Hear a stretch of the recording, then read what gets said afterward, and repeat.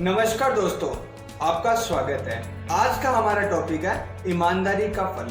राजस्थान में बहुत समय पहले एक राजा हुआ करता था और उस राजा के कोई संतान नहीं थी। तो उसको अंदर ही अंदर एक बात खाई जा रही थी कि कल को अगर मेरी मृत्यु हो जाती है तो इस राज्य का उत्तराधिकारी कौन होगा। तो राजा के मन में एक ख्याल आया कि क्यों ना मेरे राज्य में किसी एक बच्चे को मेरा उत्तराधिकारी बनाया जाए। तो इसके लिए राजा ने एक छोटी सी शर्त रखी और उस शर्त के बिहाफ पे उसने राजमहल से आदेश दिलवा दिया कि राज्य के सभी बच्चों को राजमहल में इकट्ठा किया जाए।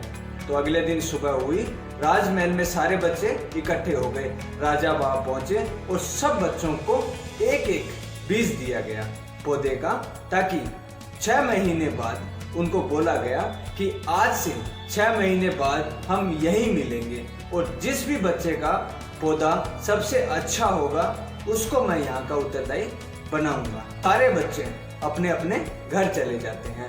तो उन्हीं बच्चों में से एक बच्चा होता है जिसका नाम होता है ध्रुव। वह अपने घर पहुंचता है और अपने माँ के सहारे से एक गमला लेता है और उसके अंदर बीज को बो देता है और उसमें खाद डाल के और उसमें पानी लगाने लग जाते हैं। और धीरे धीरे 1 हफ्ता 2 हफ्ते निकल जाते हैं। आस पड़ोस में बच्चों के जो गमले होते हैं उनमें पैदावार दिखाई देने लग जाती है, परंतु ध्रुव के पौधे में अभी तक कोई भी हलचल नहीं दिखाई देती है।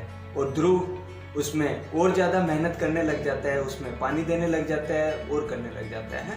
और धीरे धीरे ऐसे करते करते 3 महीने 4 महीने निकल जाते हैं और आस पड़ोस के बच्चों के गमलों में अच्छे खासे पौधे निकल जाते हैं। परंतु ध्रुव निराश होकर बैठा रहता है कि मैं इतनी मेहनत करता हूँ, उसके बावजूद भी मेरे पौधे में कोई पैदावार दिखाई नहीं दे रही है।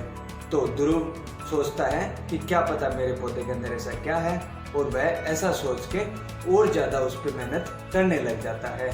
परंतु ऐसे करते करते 6 महीने निकल जाते हैं और आस पड़ोस के जो बच्चे होते हैं वह ध्रुव को नकारा और नालायक समझ के उस पर हंसते रहते हैं। और आखिर में 6 महीने ऐसे ही बीत जाते हैं और राजा के महल में इकट्ठे होने का समय आ जाता है।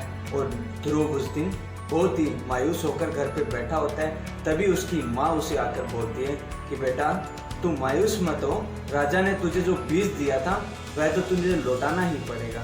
तो ध्रुव यह सोचकर खाली गमला लेकर राजमहल में पहुंच जाता है। राजमहल में पहुंचने के बाद में सब बच्चे अपने अपने पौधों को लेकर बड़े बड़े अच्छे अच्छे पौधे लेकर खड़े रहते हैं और चारों तरफ अलग अलग फूलों की महक सुगंधित रहता है।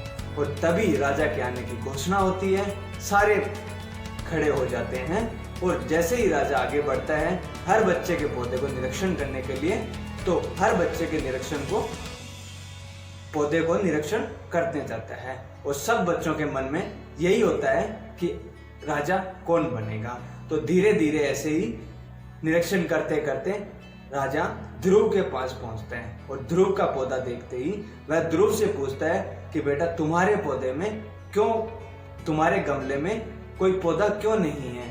तो वह राजा से हल्के से धीरे धीरे डरते हुए बोलता है कि राजा साहब मैंने मेरे पौधे पे बहुत मेहनत की है, मैंने उसके समय समय पर उसको धूप भी लगवाई, उसमें खाद भी डाली और उसमें समय समय पर पानी दिया, बट मेरा पौधे में पता नहीं ऐसा क्या था कि वह कोई पौधा नहीं निकला। तो राजा ऐसे ही सभी का निरीक्षण करने के बाद में सबको संबोधित करने के लिए मंच पे पहुंच जाता है। तो राजा संबोधित करते हुए सबसे पहले यही कहता है कि यहाँ पर बहुत ही अच्छे अच्छे पौधे आए, परंतु एक लड़का ऐसा है जो कि यहाँ पे बिना पौधे के खाली गमला लेकर आया है। तो वह नाम लेता है कि ध्रुव तुम आगे आ जाओ। तो ध्रुव डरते हुए धीरे धीरे कदमों से आगे बढ़ता है।